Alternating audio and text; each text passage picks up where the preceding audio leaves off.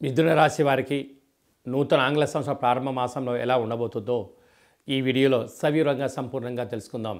మిథున రాశిలో ఏ ఏ నక్షత్రాలు వస్తాయనగా మృగశిర నక్షత్రంలోని 3వ పాదం, 4వ పాదం, ఆరుద్ర నక్షత్రంలోని 4 పాదాలు, పునర్వసు నక్షత్రంలోని 1, 2, 3 పాదములు కలిపితే మిథున రాశి.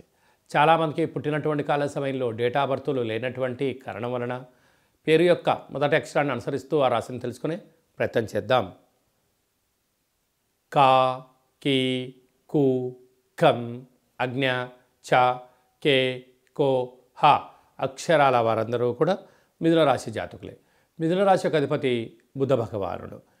ఈ వీడియో మీరు చూస్తున్నారు అన్నట్లయితే కాళభైరవ స్వామి యొక్క ఆజ్ఞ మీ పైన ఉందని చెప్పి, కాళభైరవ స్వామి యొక్క ఆశీస్సులు మీ పైన ఉన్నాయని చెప్పి గమనించాలి.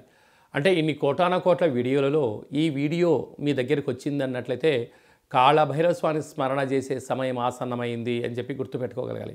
కలియుగ కాలంలో నరదృష్టిని, శత్రు ప్రభావాలను, సకల దుష్టగ్రహ దోషాలను తొలగించుకునే ఏకైక భగవంతుడే కాళభైరవ స్వామి. కనుక నూతన ఆంగ్ల సంవత్సర ప్రారంభకాల సమయంలో స్వామివారికి పూజ, స్మరణ, ధ్యానము, దీపము, ముడుపు కట్టడం వలన సకల అష్టకష్టాలకు స్వస్తి పలికి ఐశ్వర్యం స్వాగతం పలకబోతున్నారు అని చెప్పి మీకు ఇది ఒక ముందస్తు విషయ పరిజ్ఞాన సూచిక అని చెప్పి కూడా గుర్తుపెట్టుకోగలగాలి. 2వ స్థానంలో కుజుడు సంచారం చేయడం వలన కుజదోష ప్రభావం కరడం వలన డబ్బులు ఇవ్వద్దు, డబ్బులు తెచ్చుకోవద్దు, వీలైనంత వరకు మౌనంగా ఉండే ప్రయత్నం చేయండి. అర్ధాష్టమకేతు రేపు ఏం జరగబోతుందో మీకు ముందే తెలుసు. అదే భవిష్యత్తును ప్రణాళికను అంచనా వేసి ఉండగలిగినట్లయితే సకల దుష్టగ్రహాలను కూడా తొలగించుకొని అష్టకష్టాలకు నివారణించి అష్టైశ్వర్యాలకు స్వాగతం పలుకుతారు అని చెప్పి కూడా గమనించాలి.